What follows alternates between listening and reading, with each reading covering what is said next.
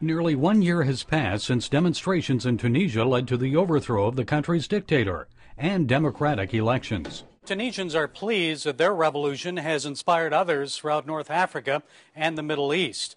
But with uprisings in places like Egypt and revolution there, also places like Yemen and Syria, the question now is, will the revolution result in democracy, or will it be something else?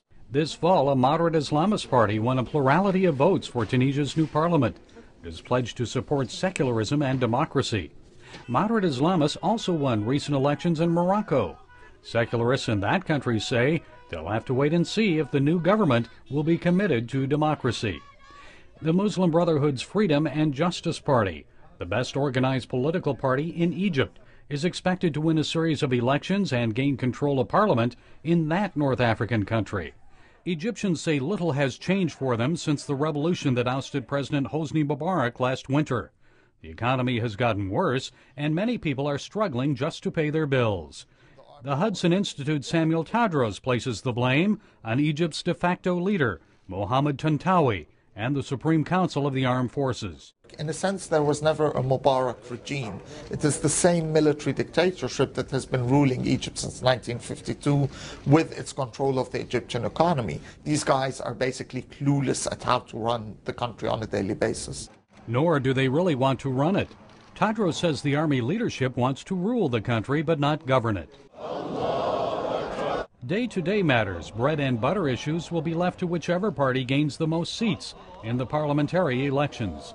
So far, because secular parties are disorganized and weak, it looks like the better organized, stronger Muslim Brotherhood and its Freedom and Justice Party may win a plurality of votes. Some Egyptians, like this woman, suggest they prefer Islamic law over democracy. She says she doesn't want someone to tell her to take off her niqab when she goes to college. Her main goal, she says, is Sharia law. Nina Shea worries about the rise of an extreme form of Islam in the region and its effect on Christians. They're about 10% of the population, and many fear attacks against them may increase if the Brotherhood and its allies control the government. I think that the last greatest hope for these people and for religious freedom is the United States government. I don't think the U.S. government gets it. I don't think the administration understands, is informed, or cares. And that may not bode well for Egypt's Christians. Egypt might turn out to be democratic, who knows, but might. It might turn out to be more economically prosperous, but it definitely will not turn out to be more hospitable to its Christians. Shea says the United States needs to use the political and economic leverage it has to pressure emerging democracies in the Arab world to protect Christians and other religious minorities. In the case of Egypt, that leverage is U.S. dollars. Washington sends the Egyptian military about $1.2 billion annually. We're funding them. We're going to continue to fund them. We've got to get something in return. Gary Lane, CBN News.